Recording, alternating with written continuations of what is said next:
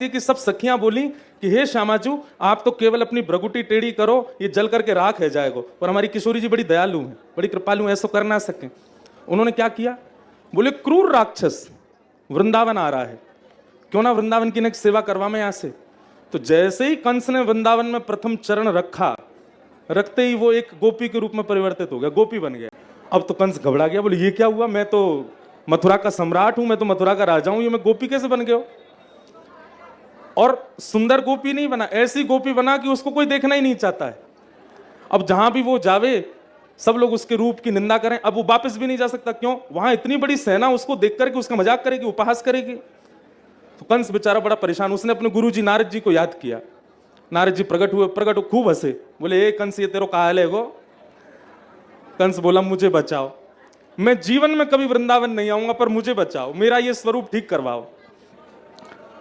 तो श्री नारद जी बोले ये किशोरी जी की अप्रसन्नता का ये फल है कि तुम ऐसे बन गए हो, किशोरी जी को प्रसन्न करो। कंस बोला कैसे होंगी, बोले जाओ प्रणाम करो। कंस ने खूब प्रार्थना करी।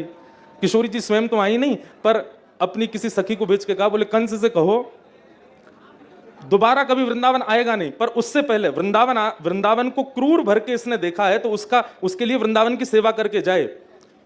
तो कंस बोला क्या सेवा करनी है मुझे। बोले तुम एक काम करो, ये जितने भी गोपियां हैं ना, इनके घर पर जो गैया हैं, वो जो गोबर करती हैं, उस गोबर को थापने का काम करो।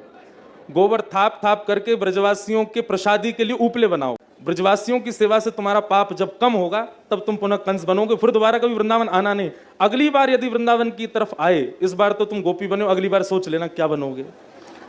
तो कंस ने सब ब्रजवासियों के यहाँ जा करके गोबर उठाए, गोबर के कंडा थापे। उसका रूप ऐसा कि कोई उसको प्रेम भर के देखता नहीं था।